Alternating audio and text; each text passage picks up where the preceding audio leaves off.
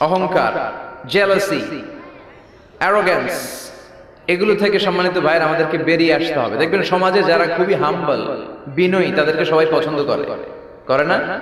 আর অহংকারীদের কেউ পছন্দ করে না। সামনে